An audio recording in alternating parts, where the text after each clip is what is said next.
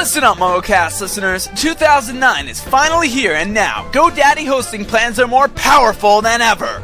Best of all, plans start at just $3.95 a month, and no matter what plan you choose, your site receives 24/7 maintenance and protection in the GoDaddy.com world-class data center. Plus, as a listener of MuggleCast, enter code RON, that's R-O-N, when you check out and get your .com domain name for just $6.95 a year.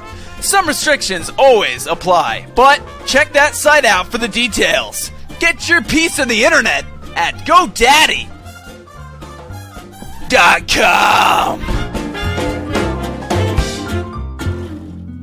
This is Professor McGonagall welcoming you all to MuggleCast, hoping you enjoyed. Dobby, come here. Dobby!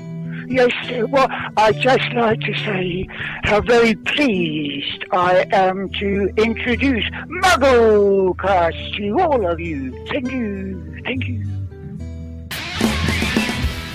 Because it's about time we did our own audio fanfics on this show, and we're just under 1 month away from the release of Half-Blood Prince. This is MuggleCast, episode 175, for June 16th, 2009.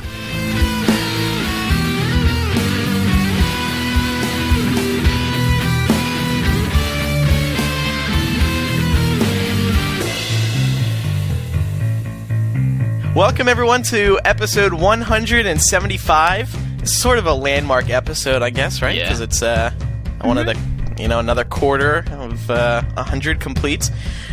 Jamie's here, Eric's here, Laura, Micah. Hey everyone! Feels like the old days. I know. When we all jumped on Skype, it was like we were we were living in episode 20 again. It's wonderful. The days of books about to come out and many a film to yet to be seen. Events coming up and Skype 1.0. And, Audacity. Hey, I'm still using Audacity. Use that, Oh, good. You're keeping things real for us. That's classic. It's been a while since we had our last show, which was episode 174. And sorry, it's been a while, but now that we don't do them weekly anymore, we get a show finished and time flies, and then all of a sudden it's 3 weeks later and you're like, oh crap, we haven't done MuggleCast in almost a month. Yeah. So well, it's amazing. We've all been in college, now. Before that, we were in high school way back when, episode 20 and all that. We were in high school, and we had lots of we had lives. More structure. Yeah, we were all so innocent. We're all so innocent. Potter corrupted us. Anyway. But we'll be to episode 200 by the time the movie comes out. So. What, part 2? No. Half-Blood Prince. Aww. No, what? 25 episodes? Way to make promises, Micah. You go ahead. You can record those shows by yourself. Okay. Anyway, enough reminiscing. Let's get into it. I'm Andrew Sims. I'm Eric Skull. I'm Jamie Lawrence. I'm Laura Thompson. And I'm Micah Tannenbaum.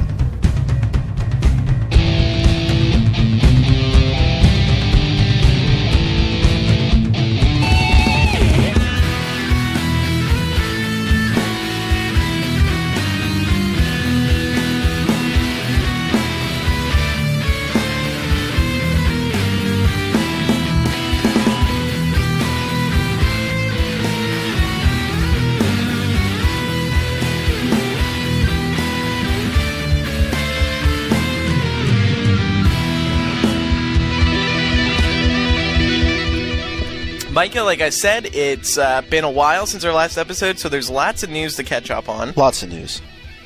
Plenty of news. Help us out, Micah. What's in the news? Well, let's start with Deathly Hallows, and then we can worry about this movie that's coming out in a month. Okay. Back in May, because it's been so long since we've done another show, Jamie Campbell Bower was confirmed to be playing Grindelwald in comment on this. Sorry. The 7th Potter film.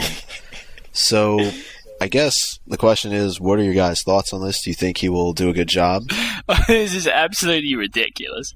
Why? Why is it ridiculous? Because he's going to be walking around killing people, and I'm just going to expect him to be like, I feel you, Joanna.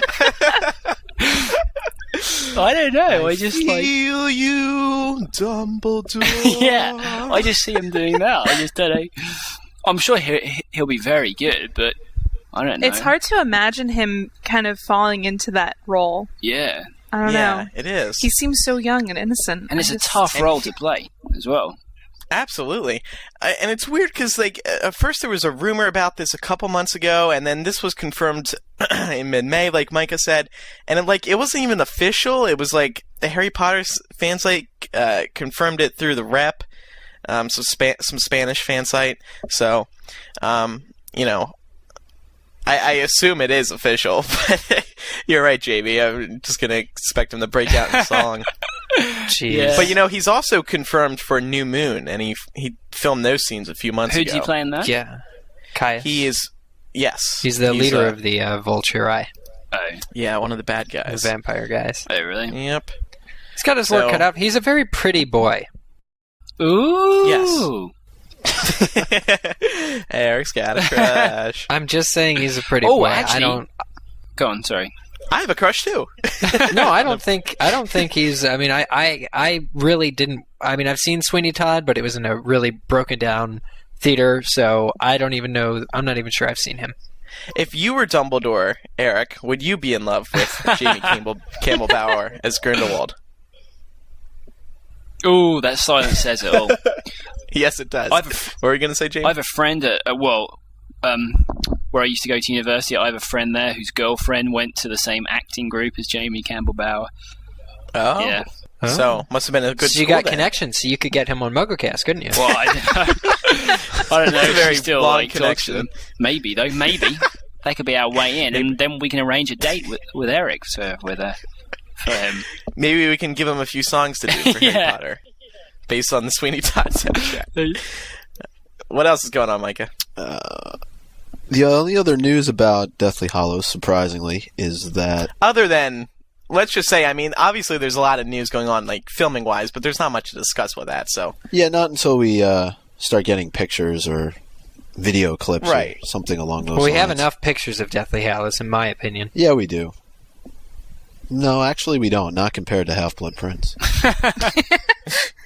Well, they were filming on Shell Cottage, and that was after the last episode of MuggleCast, and, you know, it was pretty cool, but... It's still early days, too much, isn't it? Yeah, it is. They got another, year of filming, I think. Yeah.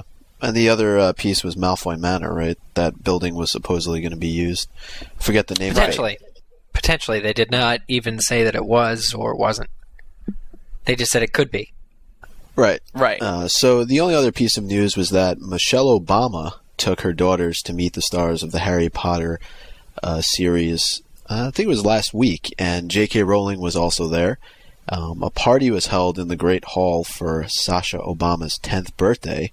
So that's kind of cool, I guess. Yeah. The president's daughter has some perks. I don't know about you guys. I'd love a Harry Potter party in the Great Hall. Yeah, I would too. I wonder if that video is going to be on the DVD set, because they're looking for cool, special footage for their DVD set, but... Well, it seems like they really want to keep it on the down low, because at first the White House wouldn't confirm anything. The head publicist at WB said it didn't happen. She said she wasn't aware of it. So she lied. But then yeah, well, it's weird, because, she said she wasn't aware of it, which is odd for the head publicist not to be aware of it. And then the White House correspondent said it did happen. Huh. Oh. So, who should we trust? Maybe Warner Brothers was told to say that. Yeah, it could have been a security thing. They did a special on Obama on NBC, and one of the things he mentioned in it was that his children are pretty much off, hands off in the sense of not doing interviews or anything like that. So this could be part of that.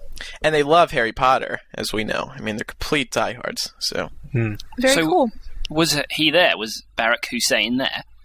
No. Oh. I think I think he would have gotten some flack if he got from some Americans. Set, yeah. Well, no. The thing is, he delivered the whole reason they were there too is he delivered that address to the Middle East, and he had to fly home the next day. He and Michelle were in Paris.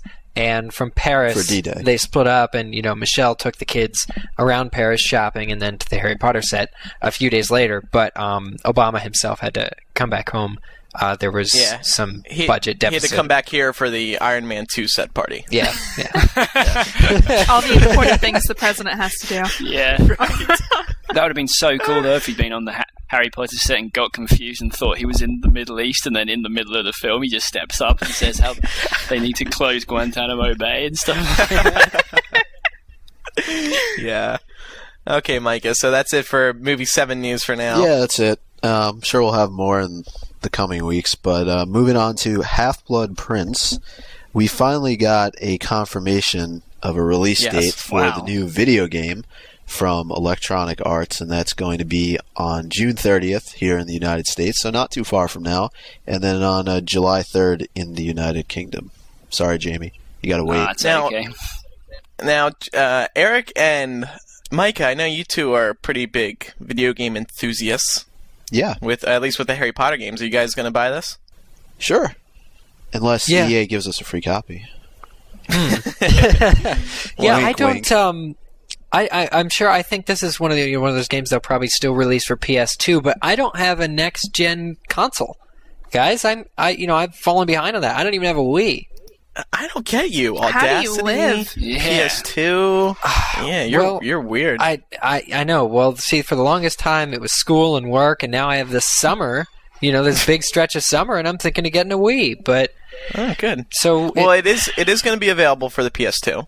So you could purchase it. Probably end up just getting it for the PS2 then, because I have an iPhone 3GS, I think, that I'm going to get. So the Harry Potter games have always been good, and I can't wait to see. I mean, they're only going to get better with the free roaming and Hogwarts Nest and all that.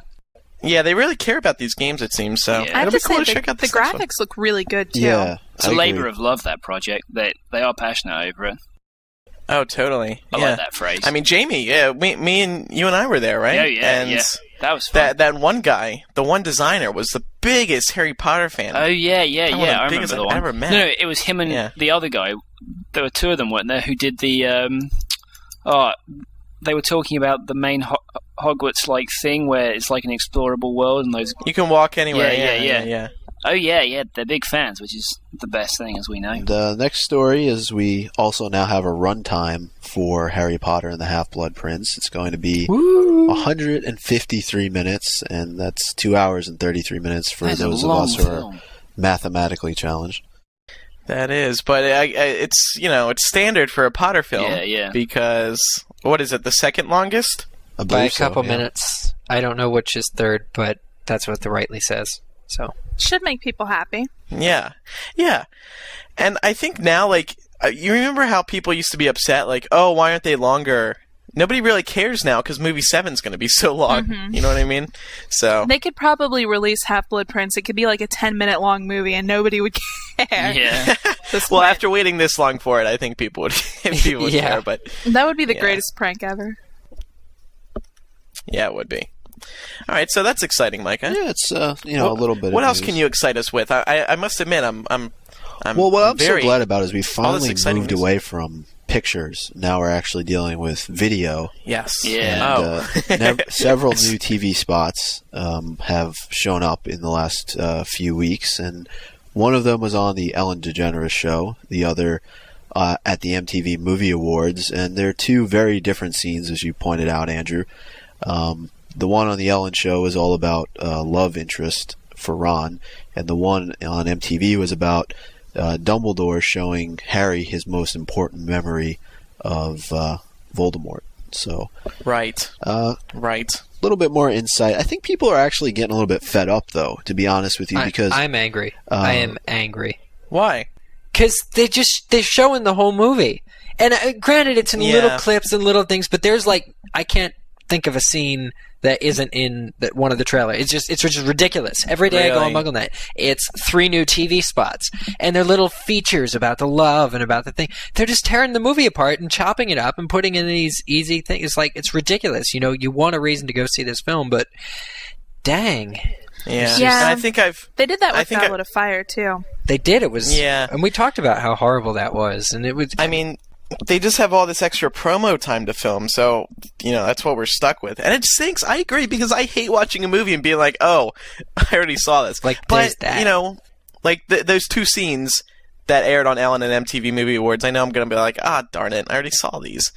And the quick clips, you know, I can live with those because they're quick and you're not seeing the whole scenes, but it does give us a good look at the film, I think. We saw two very opposite ends, and that scene where Dumbledore is explaining to Harry that the memory, it's very cool. Yeah, very dark. Part of the reason why I said that people are getting fed up is I posted something recently about how NBC is going to be airing a sneak peek with Merlin, which is debuting next weekend here in the U.S., and a lot of the comments were, I'm so tired of getting previews already, stop showing us the movie.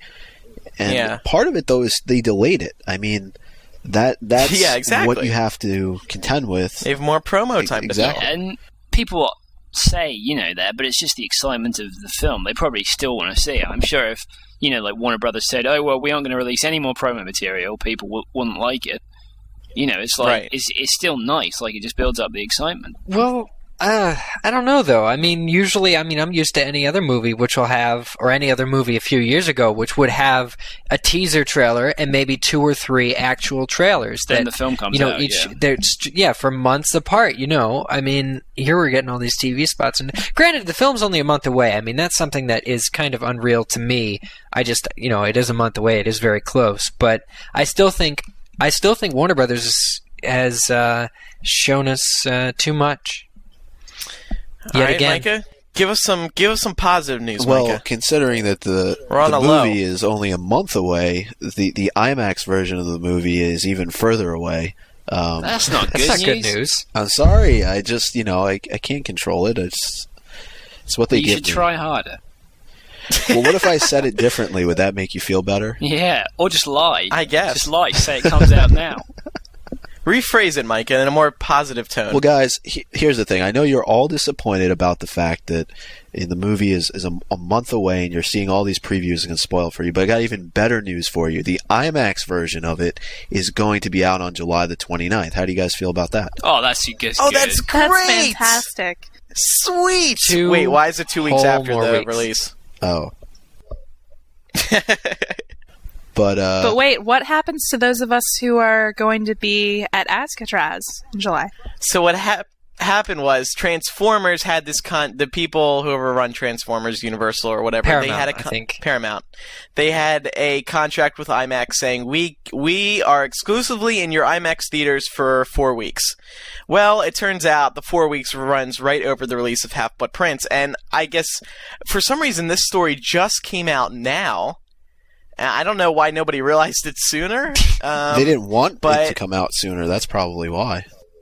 I guess so. So when Warner Brothers pushed the film back to next month, they, there was not much they could do about getting Harry Potter 6 in IMAX the same weekend. So Harry Potter won't be in IMAX until the 29th of July. So I know our buddies over at Azkatraz have issued a statement saying, we'll see what's going on, but if you want a refund, we'll grant you one, and otherwise we're going to go to, I think they'd said, just another big theater nearby, and you'll still get to see the movie with all your other Harry Potter friends that you usually, for us, we don't get to see all our friends and stuff, that often. So, it's still going to be special, and they are giving some money back, I think, because the IMAX tickets did cost a lot more than a regular movie ticket and stuff. But it's unfortunate, but at the same time, it's Warner Brothers, and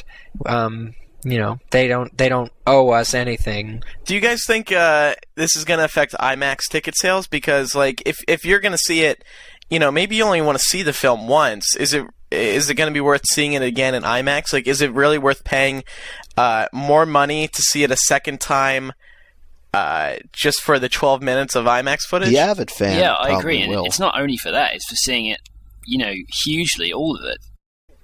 That's true. I've never been that big of a fan of IMAX. I get it. It's a really big screen, and there's some 3D stuff. It always gives me a headache, actually. IMAX. I always kind of get a headache. I think I saw V for Vendetta in IMAX. Oh, that must have been amazing. It was pretty cool. Jamie. But IMAX, I don't make a special trip out to go to IMAX. Even Harry Potter movies, I'm content with the movie theater. So I probably wouldn't have gone to an IMAX to see Harry Potter unless it was, during Azkatraz. I might not go see the movie in IMAX simply because, it used to be that there wasn't one near me. Now there is at Navy Pier in Chicago, but I just, I'm not that, that into, seeing an IMAX is not a big deal for me. All right, Micah, onward. What else is going on? Well, this kind of goes along with the runtime we were talking about earlier, but the British Board of Film Classification, Jamie, has rated Half-Blood Prince 12A, which is PG-13 equivalent here in the U.S., so what's the deal? I mean, could the MPAA here not just own up and say, look, this is PG-13? I think it's clear they were on crack. And the contracts are already signed, and I don't know who made this movie PG, but I've said too late to change it. Insane from the beginning. I've talked about this before. The MPAA is just a group of parents, and they sit there, they watch the film, and they give it a rating, and that's it. That's it. They draw straws. There's no computer that watches it and being like, "Oh, I detect this amount of blood or whatever." Or, it's this dark. Do you think they have such a computer that could detect amount of violence? Laura, they have computers for everything these days. You're so out of touch. Oh, I know. Get on it. Anyway, it's because I'm from Georgia. Yes, you're from the South. What do you know? It's a mistake, I think. And I cannot wait to see this film and then talk about it again, whether we think it should have gotten a PG-13 rating. Yeah. Is it that big of a deal? Not really. I mean, kids are going to see it anyway. It doesn't affect sales, blah, blah, blah, blah, blah. It really won't be a big deal whatsoever. Especially since, PG, parental guidance, if generally parents are stupid, then they'll probably just let their children watch it anyway. Yeah, but maybe this will be a learning lesson for the MPAA. Maybe they'll get feedback from families and be like, "Hey, this is not PG," Yeah. Yeah, that's true. I wasn't just until their children have nightmares because some girl gets strung up by a necklace and that's a pretty freaky part of the scene there. Well, speaking of that scene, just real quick, somebody emailed in and said that was removed. The shot of her face was removed in the theater version of the trailer, I think. For some reason, that shot just didn't do it for me. I saw that, and it just... Yes, Jamie. No, it just, I was looking at it, and I was like, it just wasn't scary to me, and it looked fake. I don't know. I didn't like it. It's because everything is going so darn fast, though. Yeah, maybe you need more time to soak it in. I think that is. I mean, it's actually a pretty creepy scene, just the way that it's shot, and it doesn't look dumb. It's not like you're going to be like, oh great, what's wrong with Katie Bell? She's doing this stupid face. She looked like something from one of those stupid, The Grudge. That's kind of what she reminded me of. So I was that's a crap film, that is. Again, Laura, you're from the South, so I know. I don't understand. Hey guys. What? Lego Harry Potter. Yes. What a great transition. I'm sorry. I couldn't wait for Micah to do that because I am so psyched. Go ahead, Micah. What's this new Lego Harry Potter about? Well, Eric is so excited. Maybe he should tell everybody about it. Go ahead, Eric. Tell us about it. All right. You know those games that the Lego games for all the systems now. They started out with Lego Star Wars, then they did Star Wars the prequel, then Lego Indiana Jones, Lego Batman, all of which I have. Now they're coming out with Lego Harry Potter Years 1 through 4, which is the same deal. It's basically the Harry Potter story, and it's a video game done up Lego style. And I thought these games were just endlessly clever. Always, and they're always fun, they're always cute, and quite something quite special. I mean, I love the Lego brand of video games that have come out recently. So, Lego Harry Potter, there is a trailer for it, which is more of like a teaser because it's going to be, I think, another year before it comes out. But it's years 1 through 4, and it'll be pretty much the same deal, free roaming, sort of Hogwarts-esque, with 6 or 7 levels per book, I imagine, is pretty much their standard formula now. And you'll get to play as, Harry, Ron, Hermione, and in free play mode, no doubt you get to play as everyone. Snape, Dumbledore, anybody they have a Lego character for, you usually play as them. in these kinds of games. So it'll be a lot of fun. Well, it sounds like a great game. I know I have the original Lego Harry Potter, so everyone should be looking forward to the it. Hogwarts Castle, do you mean? Because that was really rare in its time. The Hogwarts Castle was so rare. For a video game, you mean? Oh, sorry, no. I meant the... Wait, there was a Lego Harry... Oh, wasn't it Creator? Lego Creator? Yeah, Harry Lego Potter? Creator. No. Yeah. I didn't mean the video game. Sorry, I went off on a tangent. I meant the actual Lego thing. Like, the Hogwarts Castle was really expensive back in the day. Oh, yeah. The set? Yeah, it was. It was over $100, I think. Yeah. Yeah, but those were fun. I had a couple of those. I guess you guys did too. They had the Hogwarts Express, some other stuff, and then their contract expired like last year, and we got an email saying that they weren't going to renew it. So Oh, really? no more real Lego Harry Whatever. Potter I toys. can't imagine that they sold that well. I mean, even the Hogwarts Castle being rare to me, it just wasn't interesting. Like even the graveyard set, like all the indoor things they tried to do. Like for instance, they had a Chamber of Secrets, I think, set, and it was just, even Hogwarts Castle is just kind of the inside of the room. It was like a dollhouse basically out of Legos. They were fun to build. They were fun to build. That's what I had a lot of Lego Star Wars, the Millennium Falcon, Naboo Starfighter, all that. That was a lot of fun. But as far as Hogwarts Castle, that structure, and there's not a whole lot else from the Harry Potter world you would build besides the train and the castle. Yeah, so. I couldn't collect Lego though, because if I bought the Hogwarts Castle and I lost one piece, the entire thing would be ruined. No, Jamie, you're handle that risk. It's not Puzz 3D. It's not Puzz 3D, man. Legos are replaceable. Yeah, I remember there used to be like an order form where you can order lost pieces. Yeah, but you couldn't order like Dumbledore's hat, could you? Do you mean like basic? I think so. Really? Sure. No, like really, like individual pieces. I mean, you could probably get a new Dumbledore, not just the hat, but... Okay, so let's move on to announcements now. Don't forget, as always, please do vote for us on Podcast Alley. We've been asking you for so long that we can't, at this point, have an episode go by where we don't tell you about Podcast Alley. So, thank you for voting for us there.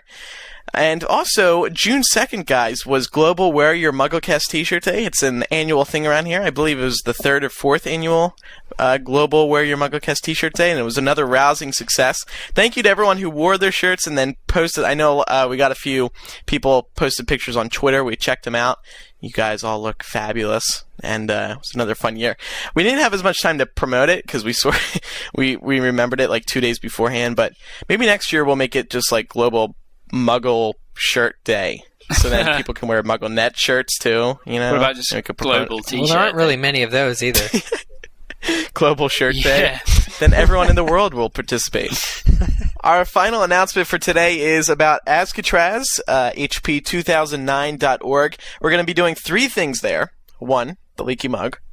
It's going to be everyone on today's show minus Jamie. I'm sorry, Jamie. That's all right. Oh, you can come. We're also going to be doing a How to Podcast thing, and we're still planning that. That should be a lot of fun. And lastly, we're going to be doing a MuggleCast meetup, which we did last year at Portis. It was a lot of fun. We ordered pizza and we just hung out with the fans. So that was a lot of fun, and we'll be doing all 3 of those things. So we encourage you to register if you haven't already. Of course, you got to register soon. It's in San Francisco this year. It's hp2009.org. Register. Put MuggleNet in the referral box, please, so they know where we sent. You were sent from, and we hope to see you there. It's going to be a lot of fun. Of course, that's going to be right after the release of Half-Blood Prince, so we cannot wait to see the movie with everyone. So let's move on to Muggle Mail this week.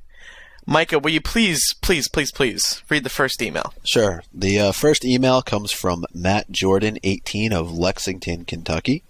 He says, Hi, I own an Amazon Kindle, the latest book tech where you can download thousands of books onto a screen and read any book at any time. All books are under $10. It's great to have since I'm a college student and can't lug around books all day, and this is the perfect device since there are almost 300,000 books. The problem is the Harry Potter series is not on it. Lord of the Rings is, but not Harry Potter. Jo said her books should only be read on paper.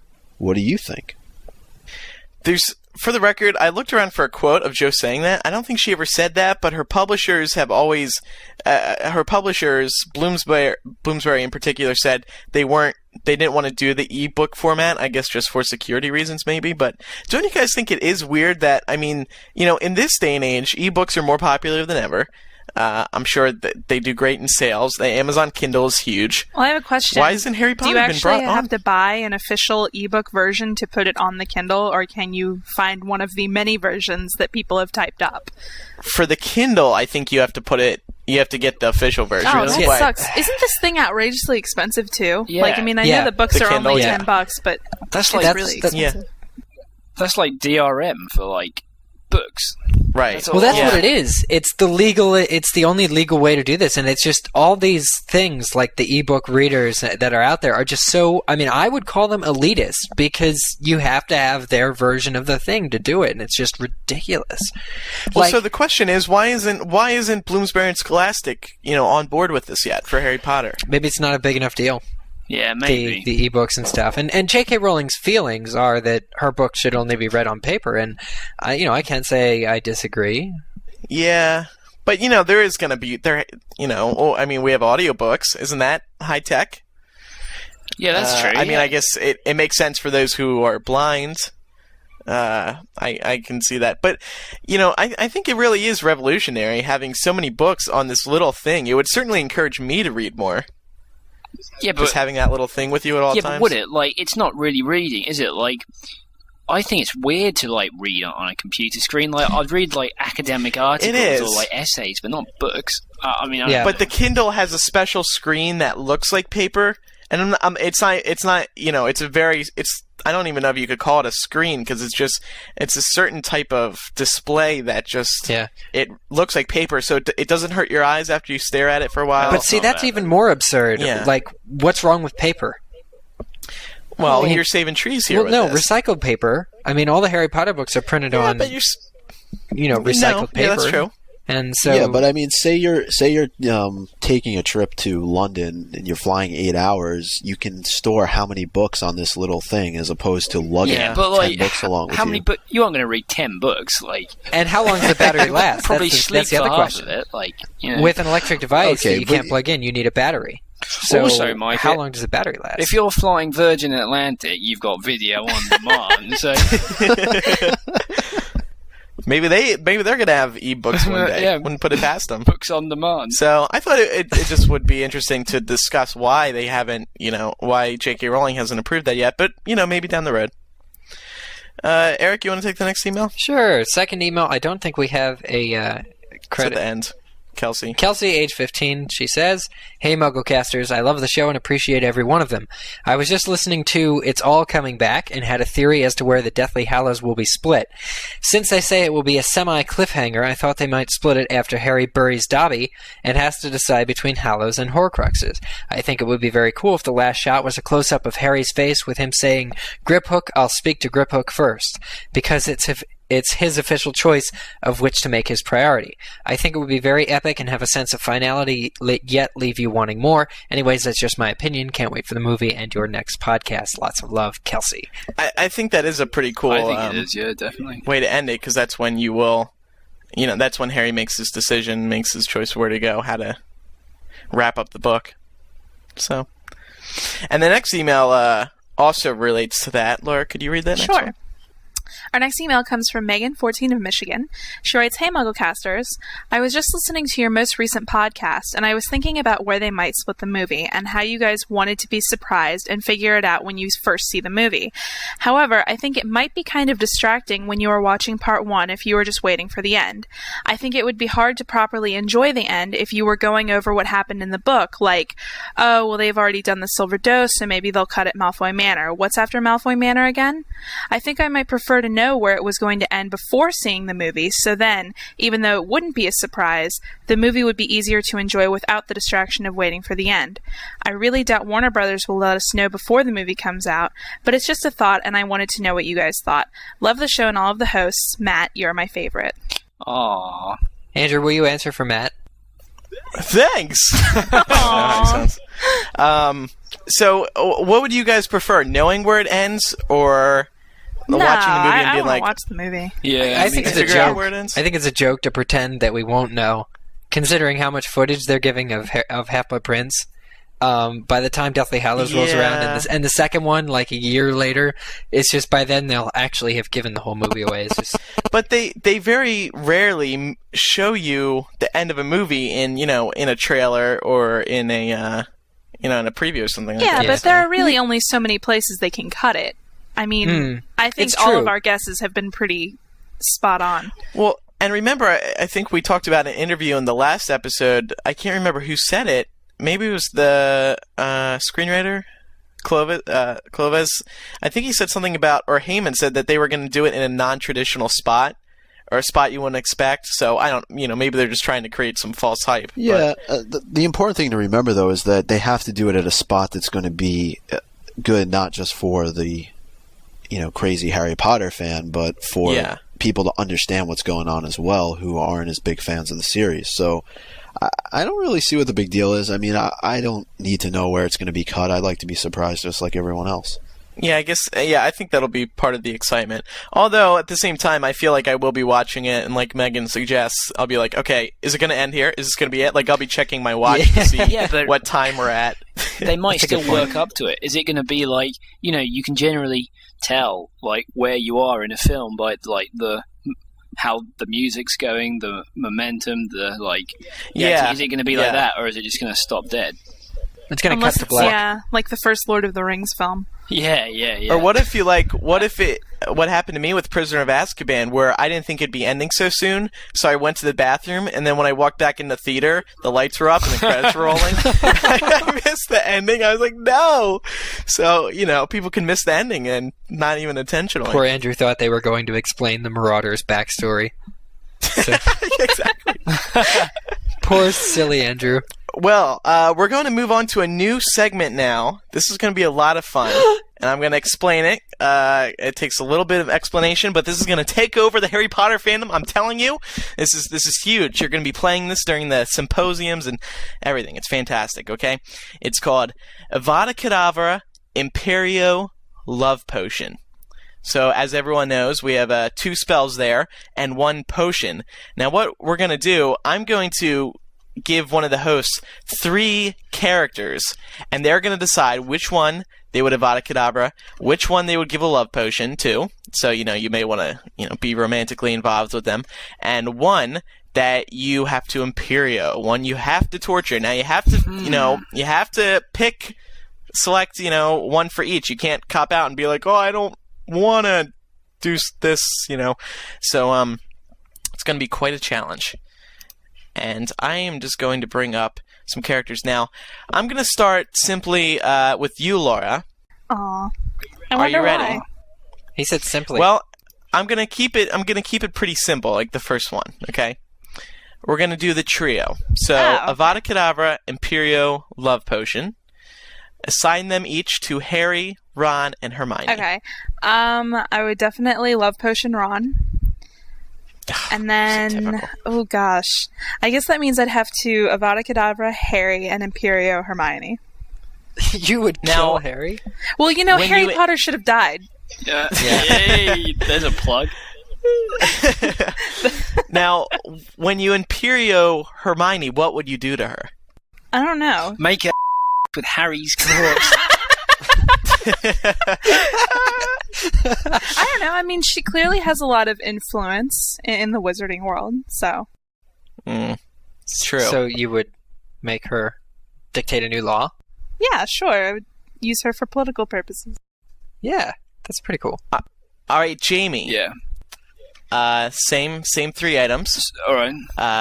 Avada Kedavra, Love Potion, and Imperio Draco Malfoy, Lucius Malfoy, and Narcissa Malfoy. All right. I would Avada Kedavra Lucius, because I think he's a despicable character, really. Mm-hmm. I think he's very mean. I don't like him at all. I would Imperio Draco Malfoy and make him do good things, because I think in his heart he wants to do good things, but he just can't. He just needs a gentle push. So You're such a romantic, Jamie. Thanks. And I would Love Potion Narcissa. I don't know why. Oh. Well, because you have to. Well, yeah, because I have to, yeah. There are no other options. Yeah, I would do those. Sure there are. Yeah, I don't know. I can't think of much to add to that. Eric, same three, of course.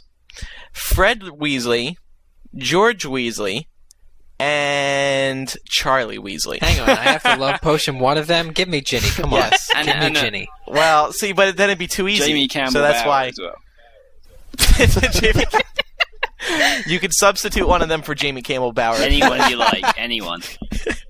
If How about it's the really one going who's to make already things dead? easier. Hang on. Okay, well, assuming they're alive. The past two people have gotten 2 boys and 1 girl. Follow suit. Yeah, but we have to make things harder. All right, fine. We'll save 3 guys for Micah. Hey, what the hell? Come on, guys. That's part of the fun. All right, give me 3 more. Come on. All right. Okay, here we go. I'll make it harder then. Fleur Weasley, Ginny Weasley, and Molly Weasley. There we go. Kill one, love one, and control one. Sorry, Fleur, Ginny, and Molly. Yes. Ugh. Okay. I would Imperio Fleur, and I would love potion Ginny. And when you Imperio'd Fleur, see, this is what if you pick or when you pick Imperio, you have to explain why. Now, what would you make her do? It can't be anything in the love category. That's can't. Well, what he's thinking doesn't necessarily, I would just make her mean it's dance. love. I would just make Fleur dance. Okay. All right. And weird. What kind of dancing? I guess that means that I have to, I would Imperio Fleur to AK Molly for me. Oh. And I would run off with Ginny. Okay. All right. Micah? Yeah. This is the final one. Godric Gryffindor, Helga Hufflepuff, and Rowena Ravenclaw. That's a good one. That's a decent one. You must love one, you must control one, and you must kill one. I would say, I'm surprised you didn't give me a goat, first of all, to be honest with you. That's for next time. But anyway, I would Imperio Godric Gryffindor because he's far more powerful than I ever could be, and have him do my bidding. That's decent. That's a good answer. That is a good answer. Okay. Thank you, Jamie. It's all right. I would Avada Kedavra Rowena Ravenclaw because her daughter just, didn't play a whole hell of a lot of a role in the series. She was creepy too, and she didn't come forth with information before, and could have really helped Harry out. And that means I guess I would love potion Helga Hufflepuff. I don't really know what she looks like, but well, she's a bit old, but she's a bit dead too. Assuming these people are alive. Oh, come on. Okay. Don't worry with me. All right. Well, all right, cool. And can one of you guys do one for me? Yeah.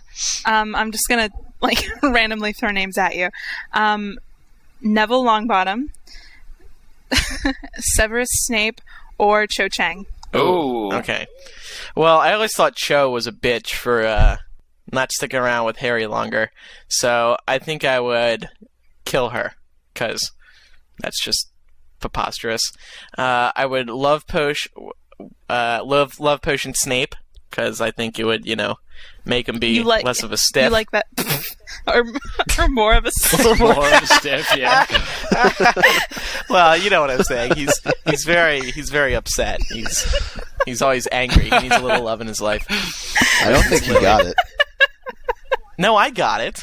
What do you mean I didn't get that? Okay, and stiff joke. What would you do with Neville? With Neville, I would. Well, you've only got one option left. No. What would I do, controlling him? I would make him discover some awesome new plants and then sell it for millions of dollars. Cool. I don't know. I would make him teach me herbology so I could be as smart as him. Cool. There's my clean Oh, answer. that's nice. All right. That's nice. So that was fun. If you guys want to send in any ideas for your own, send in characters. Or, like, if you want to switch a spell for a different one, send in, like, the 3 spells and then the 3 characters. Send them in to us. Maybe we'll use them on the show. So now we're going to do another new segment. And as I said earlier in the show, on episode 174, we were jokingly playing around with the idea of Micah reading erotic Potter fan fiction. And now it's come time to do so. Micah has a very unique voice, as we all know. And we feel this would be an entertaining segment. Now, Micah, I'd like to call this either like Micah's Corner or Fireside Chats with Micah Tannenbaum. Fireside Chat's cool. Okay. Well, we'll call it that then. With I Uncle can't play, Micah, huh? With Uncle Micah. And you're going to read us some some stories from your Potter fiction collection. Now, this story we're using, it's called Last Chance to Lose Control by Lily Evans 34. It's a Hermione Draco romance fan fiction from fanfiction.mugglenet.com. And Micah, you're going to have the help of Eric and Jamie too, I believe. Oh yeah. So again, this is the story Last Chance to Lose Control. Eric begins as Hermione. Eric, take it away.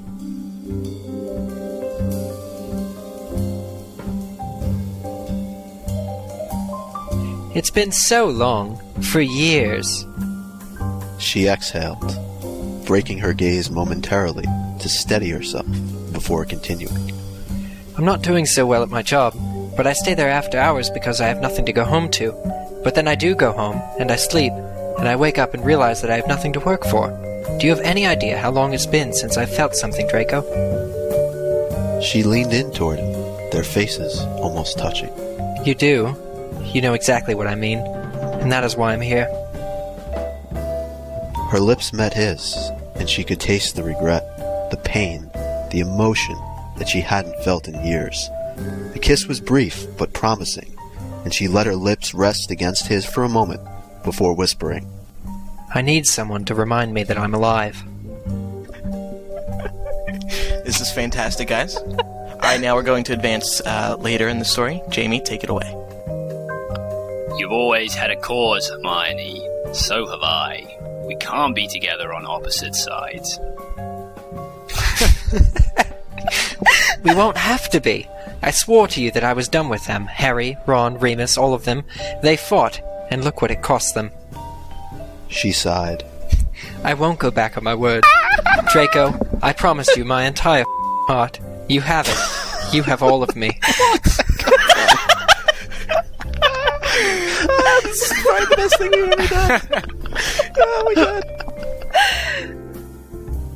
She stepped toward him and kissed him, running her hands through his hair and feeling the heat rush to her head as she remembered what it felt like to feel. She could feel the control slipping out of her grasp, but it was easier to ignore it. She could feel the thrill of spontaneity, the satisfaction of knowing that she had someone. He was hers, and she was his. It was too easy to close her eyes and to picture his face, and forget that everything she was experiencing was everything that had broken her the day Ron left. She had wanted her life back. She had wanted to feel again, but not at the cost of giving herself so completely to someone who was so capable of breaking her heart. Ooh, that was fantastic. Wow. Congratulations, guys. That was wonderful. That was excellent. I think that is one of the best segments that was cool. the show has ever seen. Who writes this stuff? Micah, you should do There's this for a going to living. have to be more of this. Yeah, it was fun. Micah, your voice is beautiful. It is very good. Thank you. Good stuff, Very Micah. good. I must confess something, Micah. I'm in love with you. You have such a connection to the readers too. As a narrator, you're just you're telling the story, and It's beautiful. that's beautiful. Anyway, speaking of audiobooks, now we're going to jump into another installment of the audio fiction segment. As everyone knows, MuggleNet Fan Fiction has this awesome part of their site called Audio Fictions, and they're narrated stories by the MuggleNet Fan Fiction team. So, the fan fiction were already written on the site, but then they had their team narrate it, and it's an awesome way to listen to the stories. It's like, reading more Harry Potter audiobooks. And this next one's a really funny one. It's narrated by Lupin Patronus. He introduces it and all, so take it away.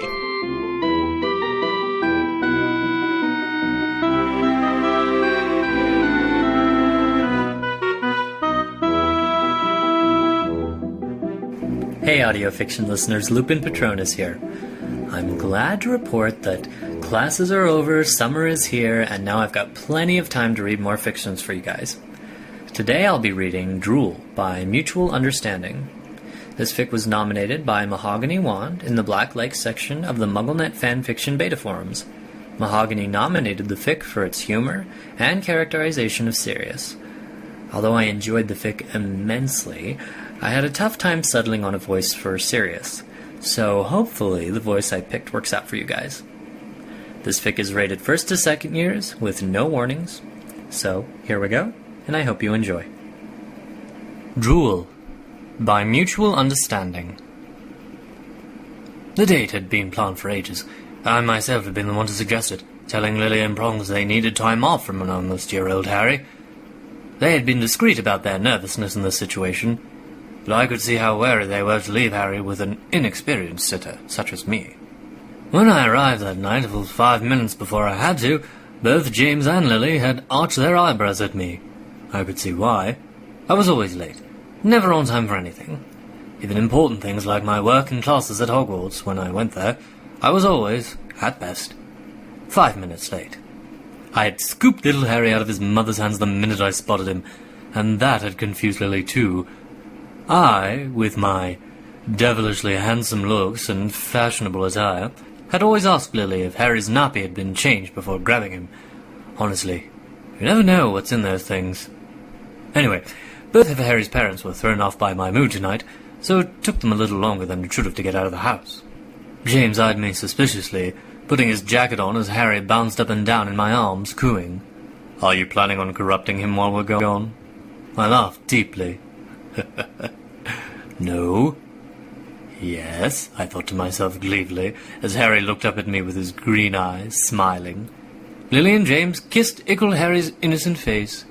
He giggled and grabbed James's glasses, but Prongs, with his excellent reflexes, snatched them back quickly, making Harry whimper.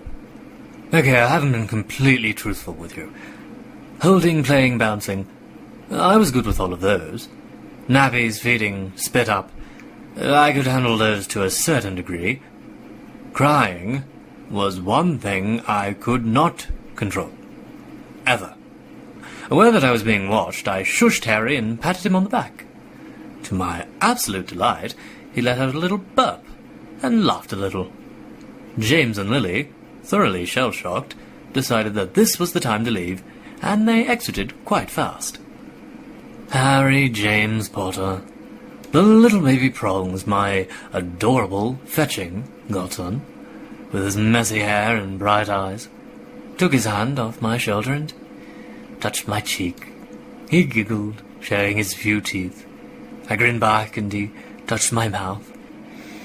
It was about then that I realized that I could never hurt his innocence.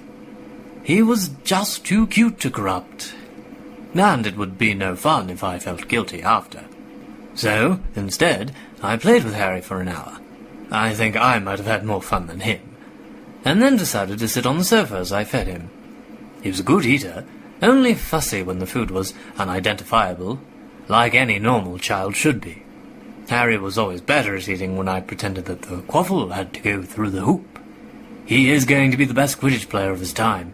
Really. And I'm not just saying that because he's the best godson ever or anything. He'll be a ladies' man, too. Everyone will love him. Harry Potter will have the best parents, godfather, and uncles. Well, maybe not Wormtail. He's been a little twitchy lately, and he just makes Harry cry. Like I said before, I don't do crying. Also, Harry looks like a little red old man when he cries. Not many ladies find little red men attractive. After he ate and I burped him, something I'm quite an expert on, having done it a total of 2 times, Harry looked up at me from his position in my lap. I realized he was waiting for a story. Well, once upon a time, I started, but Harry scrunched up his little face. No? Harry blinked his emerald eyes. Not long ago, Harry made the same face and stuck his hand in his mouth, coating it with drool.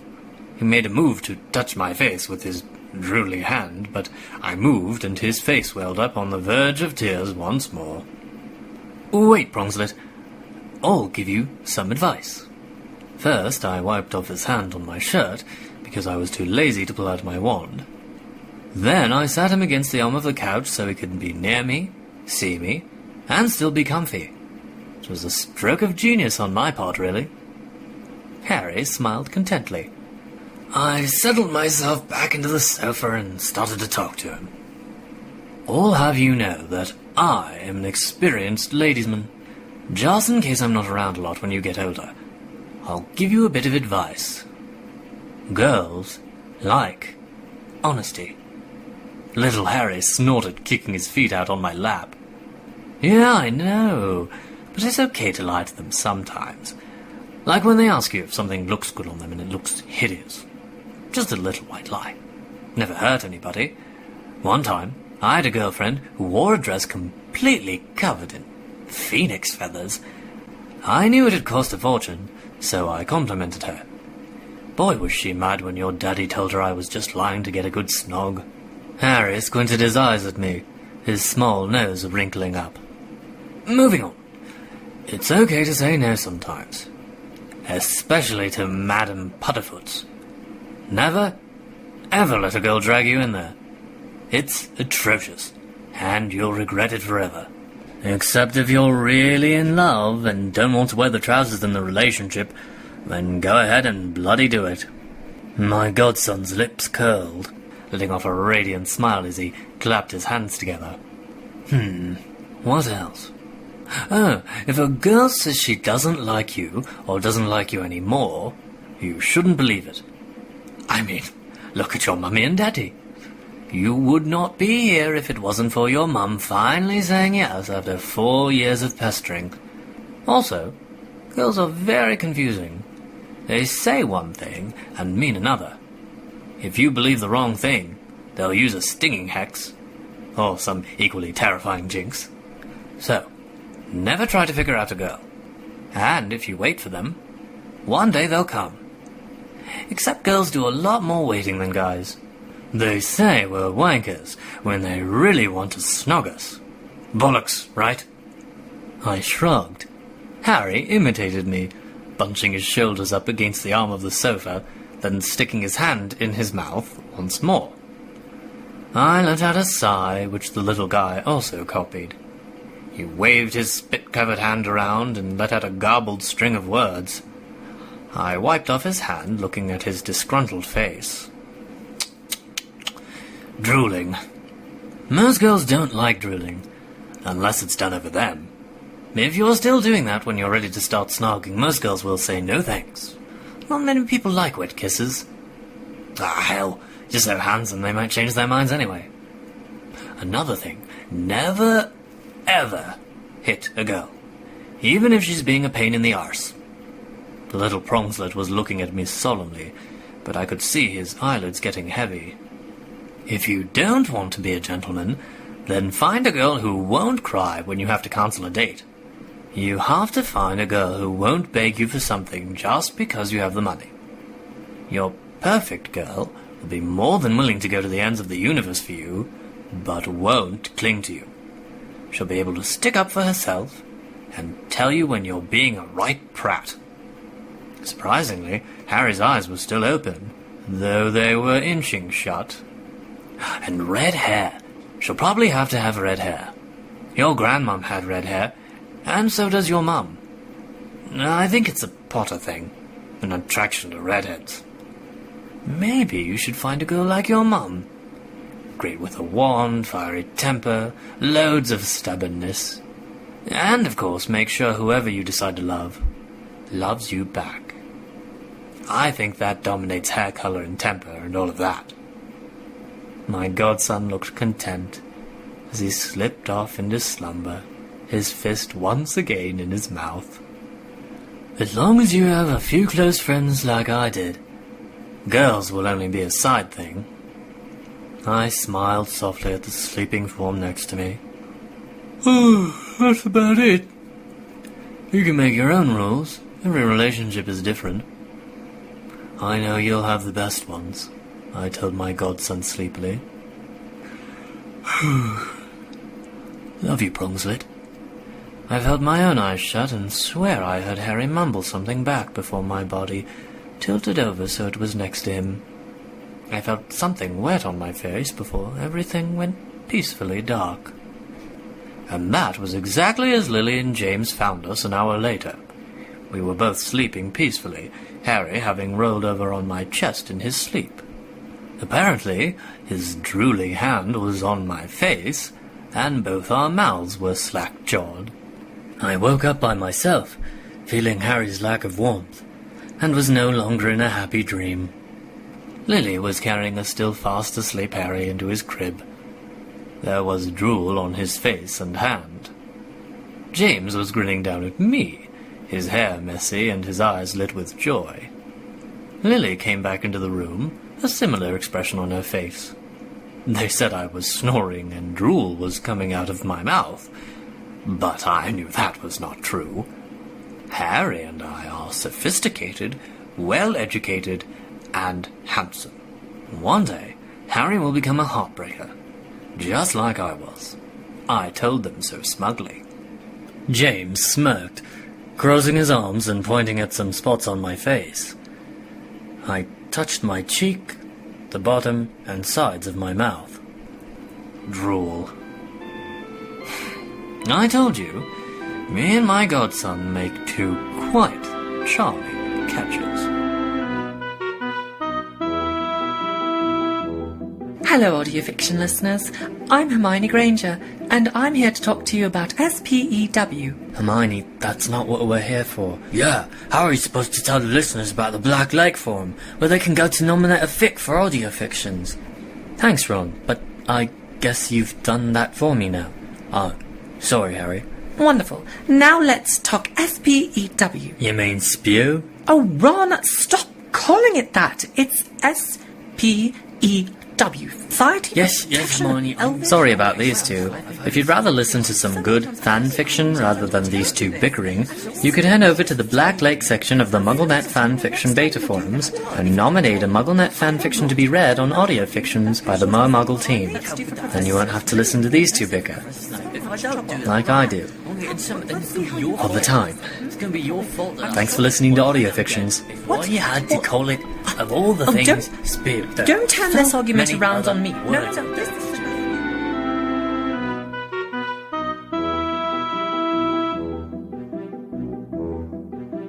All right, great job. That was another great reading. Really funny story. Yeah, That's some good fanfic. It wasn't as serious as ours.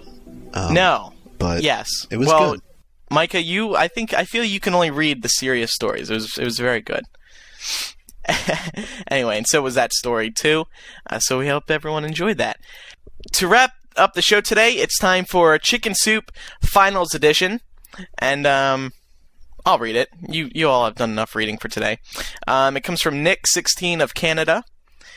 And, it seems like you realize how fast time's been flying by when every year we get around to these new chicken soups with the final, when they're about finals and studying finals. And, it's another year, so another series of them. Like I said, it comes from Nick. He writes, I've been listening to MuggleCast for exactly 2 years now. I started listening on episode 83 when you guys were discussing the Deathly Hallows cover, and I fell in love with the show. Recently, I had to sit through 4 exams in school, and I was under a massive amount of stress. To make it easier on myself, I downloaded my favorite episodes of MuggleCast and all the current episodes of Imprint, and I just want to say a great big thank you to you guys for making me smile during a time when I was on the verge of a stress-induced meltdown. I love you all, and I love the show, as well as Imprint and Twilight Source, which I check every morning. Thank you for making such great podcasts and keeping me sane. Well, you're welcome, Nick, and there's another Finals Edition story of Chicken Soup. Finals Edition. Finals! And that wraps up another awesome edition of the show. We are going to have several episodes throughout the month of July. We'll try to get them, out more since July is going to be a very busy month. So stay tuned for those, please. We want to remind everybody about our contact information because, as you heard throughout the show, there's so many ways you can get involved. And to get in contact with us, just visit our website at MuggleCast.com. There you'll find a contact form where you can reach any one of us, or you can also send in, general feedback and such. Or just write to any one of our first names, at staff.mugglenet.com. You can also visit our website for the community outlets. We encourage you to follow us on Twitter. You can fan us on Facebook. Don't forget to vote for us once a month at Podcast Alley, and all the other links. You got the MySpace, the YouTube, the Frapper, Last.fm, and the fan listing and the forums over at MuggleCastFan.net. So, there we go. It's been another great episode. Yeah, it was great talking to all of you again. Yeah. I know. And what else? We'll talk to you. I'll talk to Jamie again in another 50 years. Yeah.